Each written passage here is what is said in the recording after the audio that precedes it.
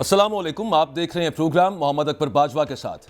आसिफ अली जरदारी दूसरी मरतबा पाकिस्तान के सदर मुंतखब हुए हैं। वो 14वें सदर बने और अगर उनके पहले दौरे सदारत की बात की जाए तो बहुत सारी चीज़ें हैं विच आर नोटेबल जो गिनवाई जा सकती हैं। नेमली ख़ास तौर पर 18वीं तरमीम की अगर हम बात करें, सूबाई खुद मुख्तारी जो बहाल की आसिफ अली जरदारी साहब ने, और फिर असम्बलियाँ तोड़ने का इख्तियार वापस पार्लियामान को दिया क्योंकि पार्लियामानी निज़ाम है पाकिस्तान के अंदर।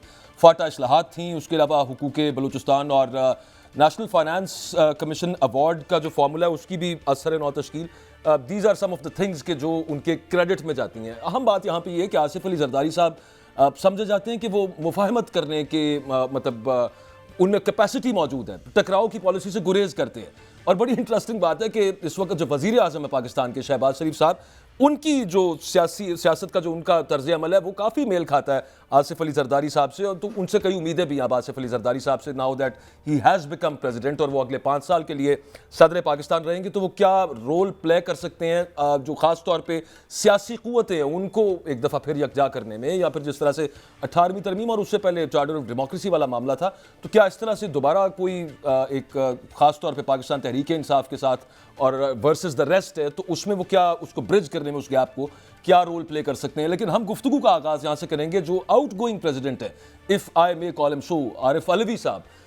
बड़ी अजीब सी सूरत हाल यहाँ पे ये है कि वो आरिफ अलवी साहब का टेन्योर ख़त्म हुआ और अपोजिशन, उनकी जो अपोजिशन कह लीजिए, वैसे तो सदर को नॉन पार्टीजन होता ही है, लेकिन वो ऑर्डिनेंस जो दौरे हुकूमत इमरान खान के दौरे हुकूमत में जारी होते रहे उस पर कुछ तनकीद थी। फिर उसके बाद इलेक्शंस के मामले के ऊपर कभी वो डेट देते थे, कभी उन्होंने डेट नहीं दी। मिलिट्री कोर्ट्स के ऊपर क्या मामला था, उस वक्त वो हज करने या उम्रा करने चले गए, वो जो सब बातें थी, तो उनसे Pakistan Peoples Party, PMLN, JUIF, MQM ये भी नाराज़ हैं। वो उनको कहते हैं कि इस दौरे सदारत में बहुत सारे गैर आइनी काम हुए। दूसरी तरफ एक बात यह है कि इमरान खान साहब भी उनसे नाराज़ हैं। कल शेर अफजल मरवत साहब ने बताया कि वो जेल में जब मिले बानी तहरीक इंसाफ को तो उन्होंने नाराज़गी का इजहार किया। तो इसी बात से स्टार्ट करेंगे कि जो दौरे सदारत है आरिफ अलवी साहब का, उसको किस तरह से हमारे मुअज़्ज़ज़ मेहमानान देखते हैं। हमारे साथ इरशाद आरिफ साहब हैं, सीनियर तज्ज़ियाकार। बहुत शुक्रिया सर, वक्त दिया आपने। और आरिफ चौधरी साहब हैं हमारे साथ, सीनियर कानूनदान हैं। मैं इरशाद साहब आपसे स्टार्ट करूँगा, आप किस तरह से देखते हैं आरिफ अलवी साहब के दौरे सदारत को, और ये चीज़ कि इमरान खान भी उनसे नाराज़ हैं। वो कहते हैं कि जब जो करने वाले काम थे उस वक्त उन्होंने वो किए नहीं। ये हमें जो लीडर्स उनके मिल के आए इमरान खान से परसों, उन्होंने बताया है। और क्या आप इस पर कहेंगे कितना कसूर है इसमें अलवी साहब का, या फिर क्या यही मुमकिन था, बेस्ट पॉसिबल यही था जो उन्होंने किया? देखिए, ये मसला ऐसा है, जब भी सियासी सदर होता है, एक पार्टी से ताल्लुक़ होता है, तो वहाँ ये सूरत हाल पैदा होती है। 3 मौके पर ऐसा हुआ कि हुकूमत जब गई, फजल इलाही चौधरी साहब, भुट्टो साहब की हुकूमत गई तो एक फ़ौजी हुकूमत थी और वो बैठे रहे। अगरचे उन्होंने बड़ी खामोशी से वो वक्त गुजारा और अपनी मुद्दत पूरी की, लेकिन उस वक्त पीपल्स पार्टी के कुछ दोस्त कहते थे कि इनको वहाँ नहीं बैठना चाहिए था, उनका लीडर जो है वो मुसीबत में है और वो ऐवान सदर में मज़े कर रहे हैं।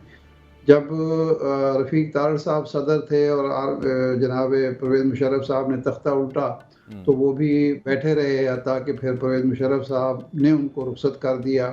तो उस वक्त एक काम तो उन्होंने किया कि नवाज शरीफ साहब जब रज़ाकाराना जलावतनी के लिए तैयार हो गए और मुल्क से बाहर जाना चाहते थे तो उसमें फैसिलिटेट किया जनाब रफ़ीक तारड़ साहब ने, लेकिन उसके अलावा कोई ऐसी फेवर वो नहीं दे सके मुस्लिम लीग नून को, ना दे सकते थे, मुमकिन नहीं था। तो यही सूरत हाल अब अलवी साहब की थी। अब अगर इमरान खान साहब का ये ख्याल है कि वो सदर के तौर पर सारे इख्तियारात इस्तेमाल करते हैं PTI को कोई फेवर देने के लिए, को सहूलत देने के लिए, तो ये मुमकिन नहीं होता। एक जो निज़ाम हुकूमत है, निज़ाम रियासत है, उसमें बहुत सारी चीज़ें जो हैं, और ख़ासतौर तो सदर का ओहदा जो है कोई इतना बाख्तियार भी नहीं है।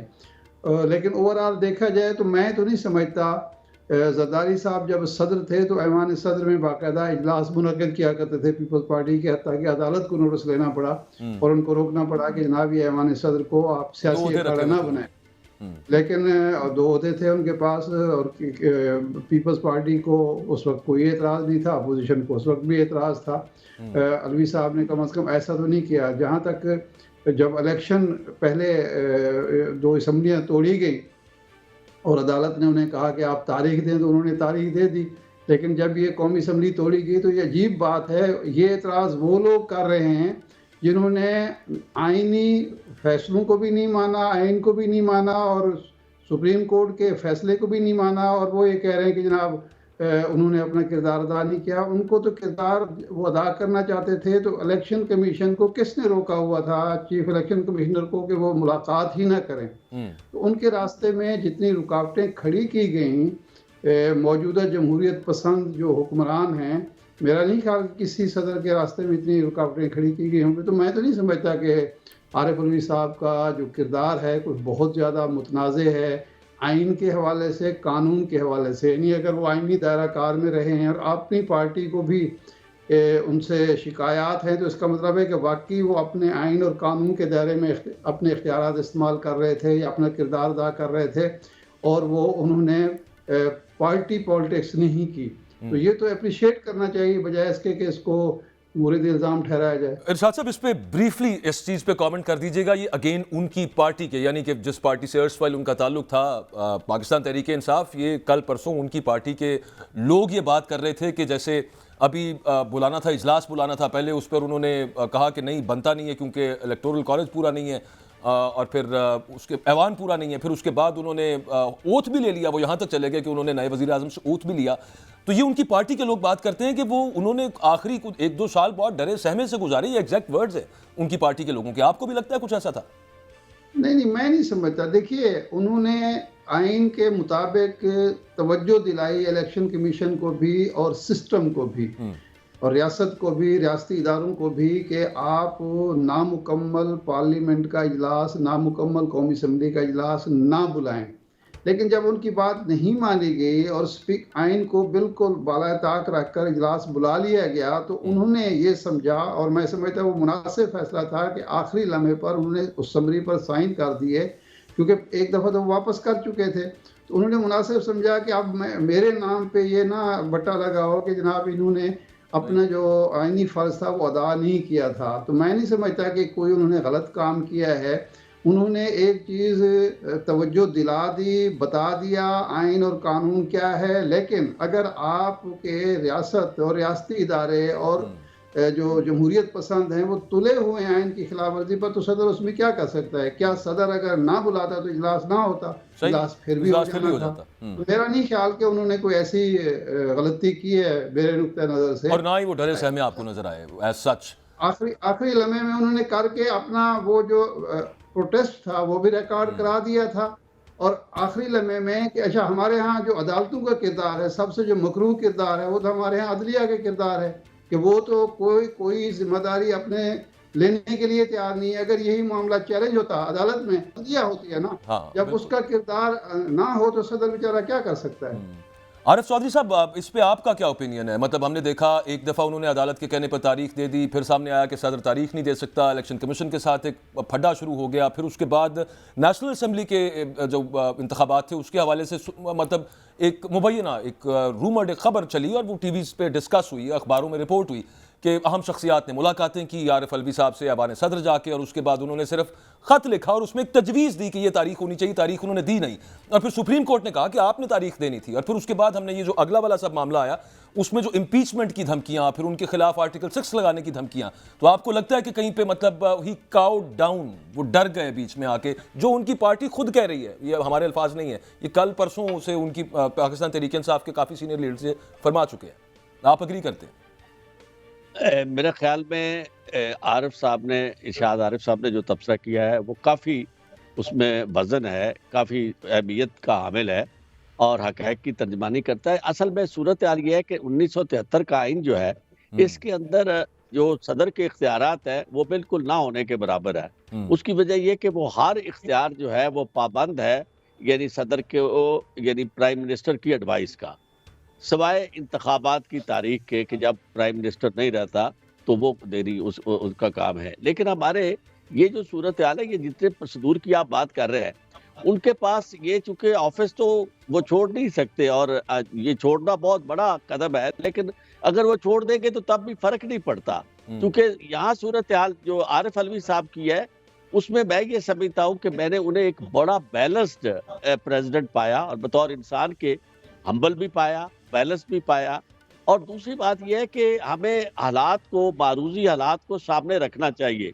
मारूज़ी हालात जो है वो इस हद तक खौफनाक हैं अब तक कि जहाँ कोई शख्स अच्छा आरिफ चौधरी आइन की साहब, सॉरी बात। To interrupt you here, barrister Zafar साहब ने हमें ज्वाइन किया, पाकिस्तान तहरीक इंसाफ के सीनियर रहनुमा। Thank you very much sir, आपने वक्त दिया है। आज हम बात ये कर रहे थे कि आरिफ अलवी साहब का जो दौरे हुकूमत रहा उसके हवाले से आपकी भी गालिबन मुलाकात हुई है, और अब्बास भप्पी साहब की भी हुई, शेर अफजल मरवत साहब की भी, बाकी टीम की भी हुई, और ये कल टीवी पर रिपोर्ट हुआ, इंटरव्यूज हमने देखे कि इमरान खान साहब आउटगोइंग प्रेसिडेंट आरिफ अलवी साहब से उनका जो किरदार आइनी तौर पर वो अदा कर सकते थे वो खुश नहीं है। तो इस पर क्या फरमाइएगा अली जाफर साहब? जी, आपको आवाज आ रही है? जी सर, आ रही है, बिल्कुल आवाज आ रही है। सर आपने क्वेश्चन सुना था मेरा? जी जी, मैंने सुन लिया। सर नहीं, मेरा ख्याल है ऐसी बात नहीं है, क्योंकि जो मेरी मुलाकात हुई थी वो कम अज कम जहाँ तक उन्होंने अपना आईनी किरदार अदा किया है और आइन के मुताबिक जो फैसले किए हैं एक प्रेसिडेंट होने की हैसियत से, उससे तो इमरान खान साहब मुतमईन हैं।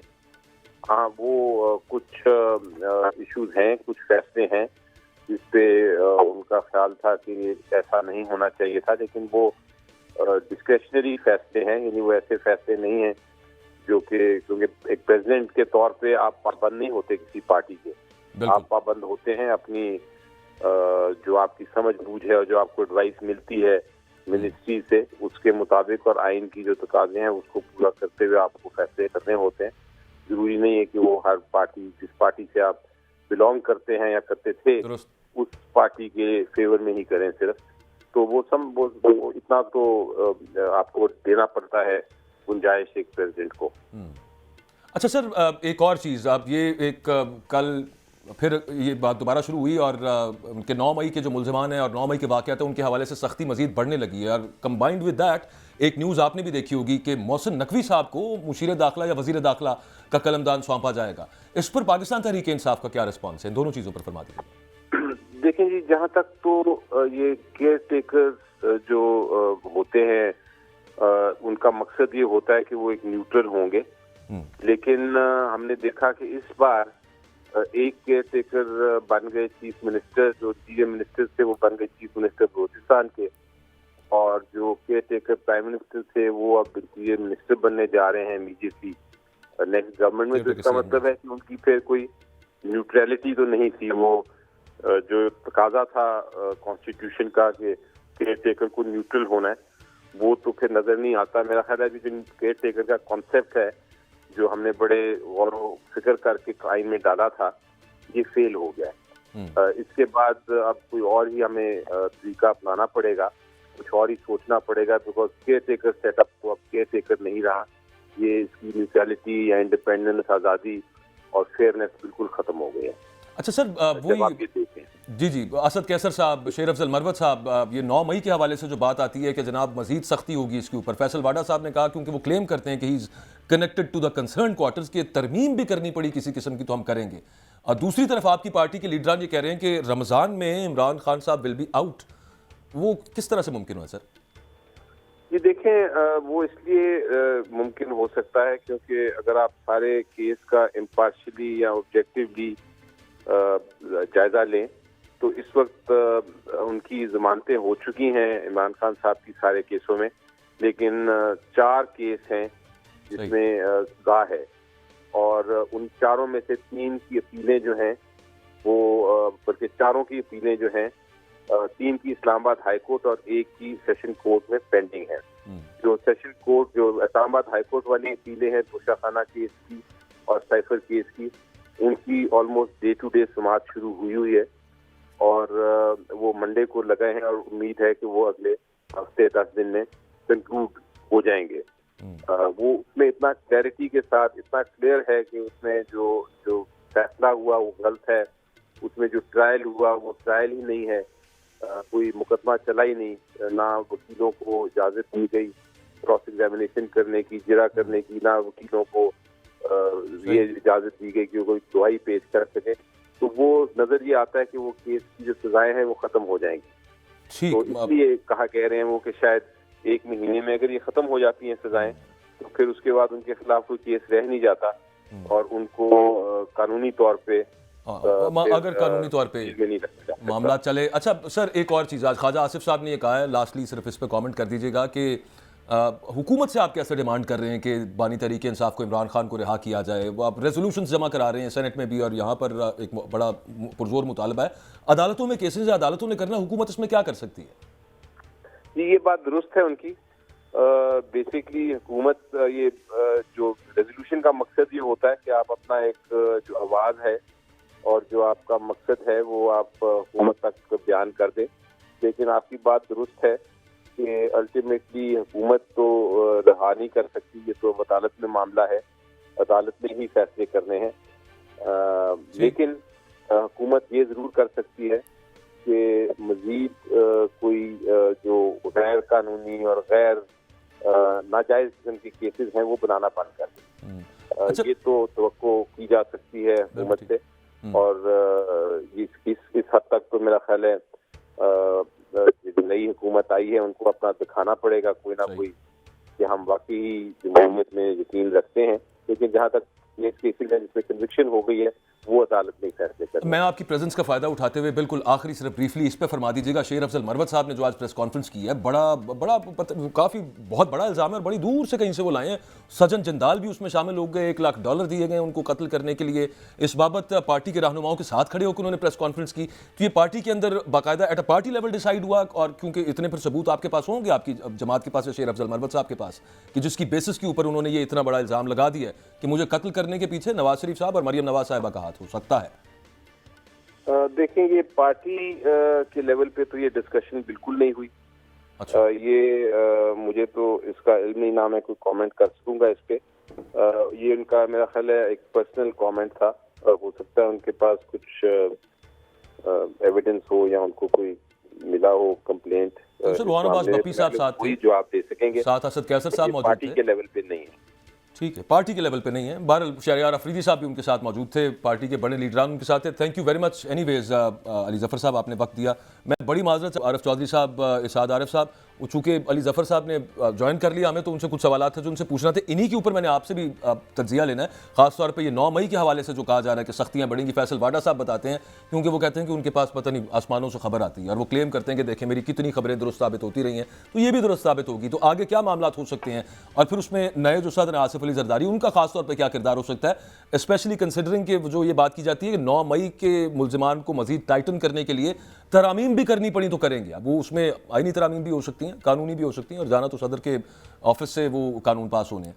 तो इस पर गुफ्तगू करेंगे एक ब्रेक के बाद।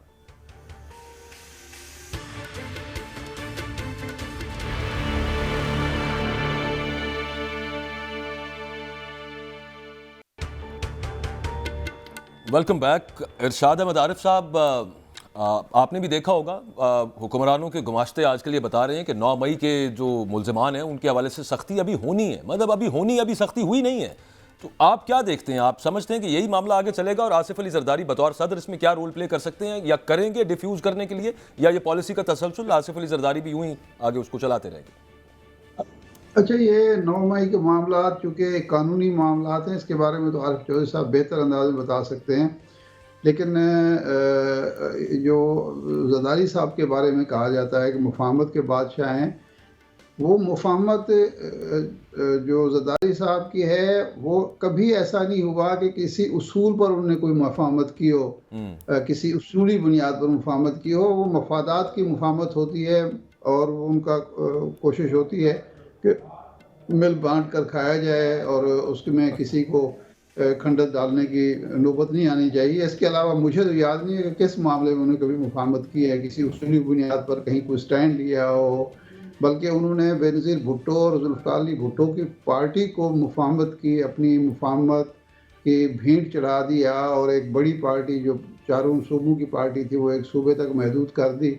तो मैं नहीं समझता कि कोई मुफाहमत, ये इस तरह की मुफाहमत के बादशाह तो शहबाज शरीफ साहब भी हैं। वो भी कहते हैं कि जी तारीख के ख़िलाफ़ जो बातें करते थे, पीपल्स पार्टी के ख़िलाफ़ जो बातें करते हैं वो किसी को मालूम नहीं है।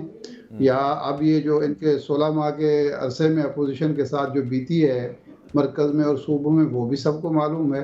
तो मैं नहीं समझता कि कोई ऐसी मुफाहमत वाली बात है। जरदारी साहब हाँ ये ज़रूर कोशिश करेंगे कि चकमा दे के अपोजिशन को भी अपनी डगर पर लाने की कोशिश करें और मिल बांट कर खाने की जो पॉलिसी है उसमें शरीक होने की कोशिश करें। उस पर अगर अपोजिशन तैयार हो जाती है तो फिर हो जाएगा, लेकिन अगर कोई पाकिस्तान के मफाद की बात है, किसी उसूल की बात है, जमहूरियत की बात है, इक़्तिदार की बात है, तो मैं तो नहीं समझता कि ज़रदारी साहब या शहबाज शरीफ साहब इस मामले में कोई पेशकदमी या पेशरफ्त कर सकते हैं। हालत तो ये है कि शहबाज शरीफ साहब अपनी कैबिनेट इसलिए नहीं बना पा रहे कि उन पर दबाव है कि फलां वजारतें आप जो हैं आप अपनी मर्जी से ना वज़ीर ख़जाना किसी को बना सकते हैं या 2-3 और वजारतें हैं, तो आप अपनी मर्जी से इंतखाब नहीं कर सकते, तो वो क्या मुफाहमत करें। अच्छा, आरिफ चौधरी साहब, आप भी अग्री करते हैं इरशाद अहमद आरिफ साहब से कि जो ये कहा जाता है कि आसिफ अली जरदारी साहब मुफाहमत या फिर तदब्बुर के साथ, तदबीर के साथ और लेकल से मसलहत के साथ और आप जोड़ने की जो बात, जो खुद उन्होंने इलेक्शन से पहले ये अपनी बातें कर चुके हैं, उनके साहबजादे भी ये सब कुछ क्लेम कर चुके हैं, जिससे तासुर ये जाता है कि जैसे वो ना एक हील करेंगे और जो ख़ास तौर पर PMLN या PTI के दरमियान या इस्टेब्लिशमेंट और PTI के दरमियान अगर कोई चीज़ को दरार है तो उसको भी ख़त्म करेंगे और सियासी लीडरों को, क़ुव्वतों को लेकर आगे बढ़ेंगे, उनको जोड़ेंगे। इरशाद साहब को तो लगता है ऐसा कुछ नहीं होने लगा, ये जो वो क्लेम करते हैं। आपका भी ये ख्याल है या मुख्तलिफ है इससे? नहीं, इरशाद साहब ने बिल्कुल दुरुस्त कहा है। उसकी वजह यह है कि मुफाहमत बिल्कुल इसी अंदाज की है कि जो उन्होंने के साथ की है, और वो ये वही मुफाहमत, और उसके बाद फिर सारे मामला तय कर लिए, और अब भी वो इस बात के लिए तैयार है, ये हो जाएगा। बड़ी बड़ी धमकियों का जिक्र होता था, लेकिन वो इतने स्पाइनलेस साबित हुए प्रेसिडेंट के तौर पर के मामले में। हालांकि उनकी कि वो हर मामले में उन्होंने उनकी हाँ में हाँ मिलाई, हालांकि उनकी पोजीशन मौजूदा सदर से बिल्कुल मुख्तलिफ थी। उसकी वजह ये है, मौजूदा सदर जो थे, ये अभी जो गए हैं, ये पार्लियामेंट, ये इमरान खान के नॉमिनेटेड थे, यानी इनकी अपनी वो हैसियत नहीं थी जो आसिफ जरदारी की। आसिफ जरदारी साहब एक पॉलिटिकल पार्टी के कर्ता धर्ता हैं, सब कुछ वो है, और उनकी ताकत जो थी वो इससे ज्यादा थी, क्योंकि वो प्राइम मिनिस्टर भी नॉमिनेट करते थे, प्राइम मिनिस्टर भी उनकी मर्जी से बनता था। लेकिन इस सब कुछ के बावजूद, जिस तरह इरशाद साहब ने फरमाया है, एग्जैक्टली इसी तरह हमें कभी ये नजर नहीं आया कि उन्होंने पाकिस्तान के मफाद के लिए कोई एक कदम ऐसा उठाया हो, या तो थोड़ा सा ही पता चला हो कि नहीं, पॉलिटिकल पार्टीज जो है उनका अपना वजन होता है, और पॉलिटिकल पार्टीज को हमें उनके साथ चलना है। पॉलिटिकल पार्टीज को लेकिन आरिफ चौधरी साहब, 18वीं तरमीम वाला मामला, और फिर उसमें ये कि छोटे सूबों को और आगाज़ हुकूक बलूचिस्तान और फिर नेशनल फाइनेंस कमीशन अवार्ड वाला मामला, ये तो पॉजिटिव चीज़ें हम गिन सकते हैं ना उनकी, और एज फार एज सूबों को जोड़ने की बात है। पॉजिटिव चीजें, आपके सवाल के दो हिस्से हैं। अगर आप ये कहते हैं कि जी कौन कौन से उनके पॉजिटिव मामलात हैं जो उन्होंने किए, तो मैं बिल्कुल कह देता।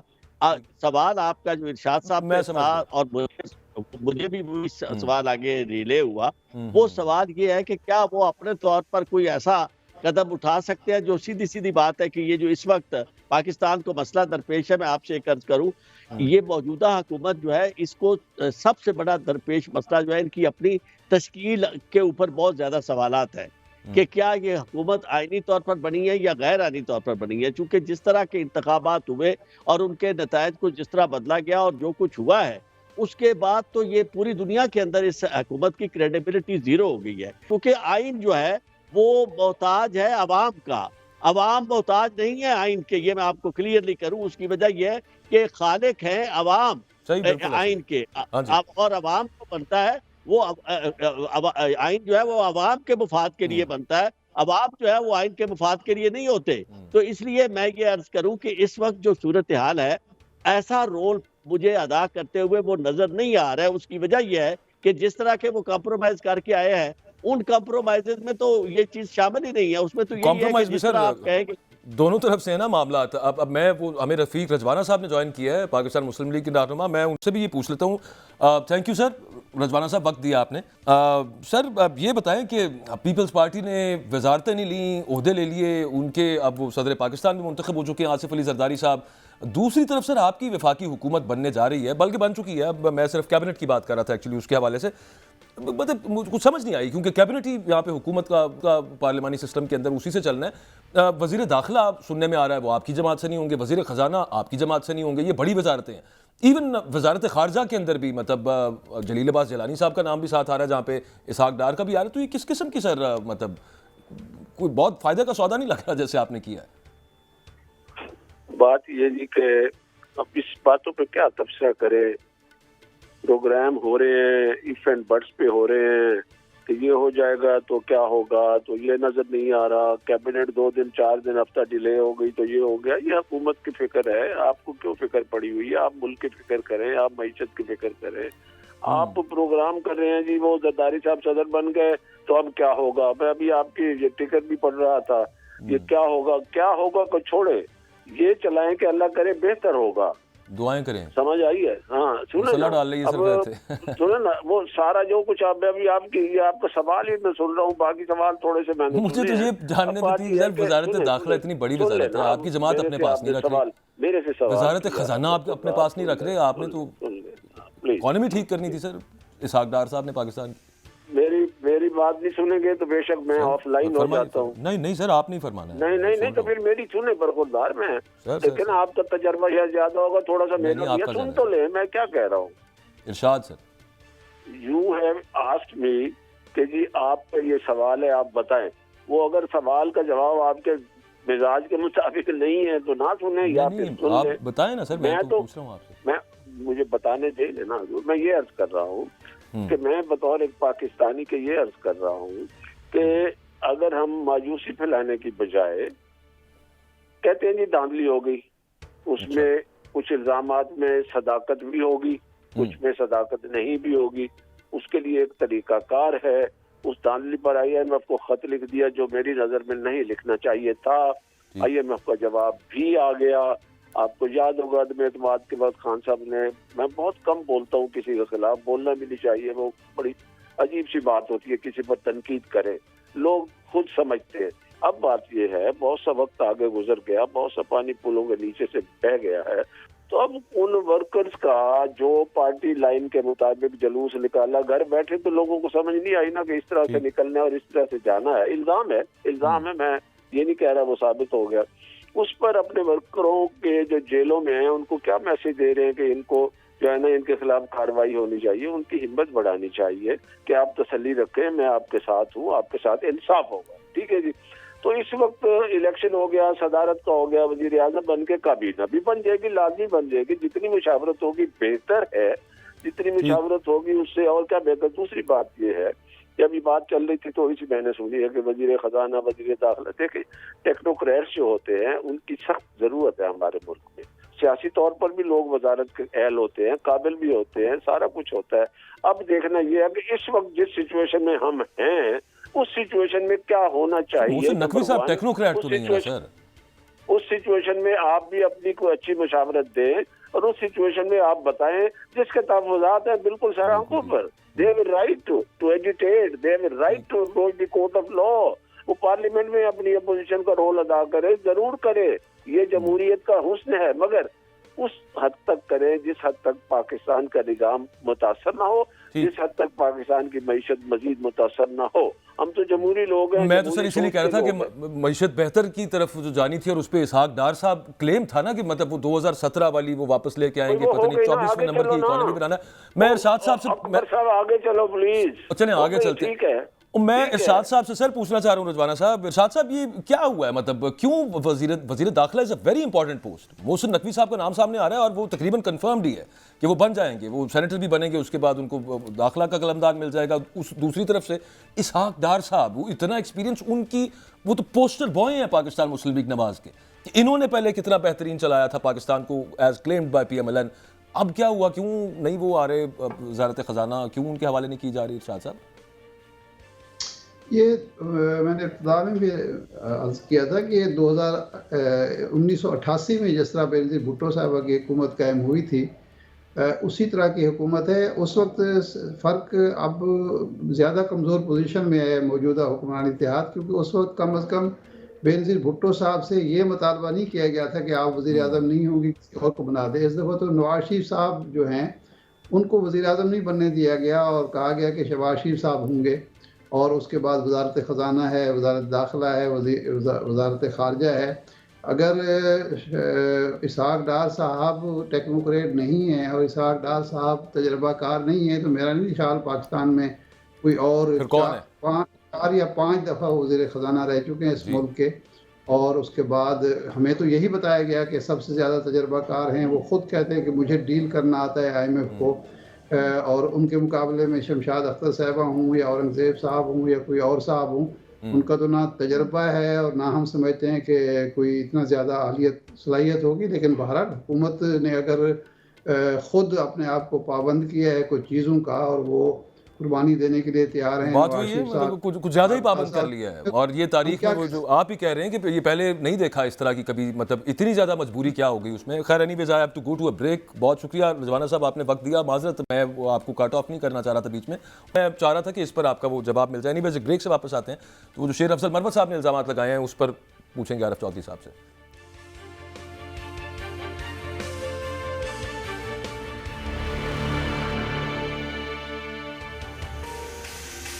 Welcome back. आरिफ चौधरी साहब, शानदाना गुलजार साहिबा ने कोई इल्ज़ाम लगाया मरीम नवाज साहिबा पे, उन पे FIA ने पर्चा कर दिया। अब शेर अफजल मरवत साहब ने एक इल्ज़ाम लगाया, इसके सबूत ये दोनों खुद ही फराम करेंगे। लेकिन at the very same time वो खबर आपकी नज़र से गुजरी होगी कि एक व्हाट्सएप ग्रुप के अंदर किसी ने कोई नाजेबा ज़ुबान इस्तेमाल की है या कोई ऐसी बात की है मरीम नवाज साहिबा के खिलाफ, उस बंदे पर भी पर्चा हो गया और उसको उठा लिया गया।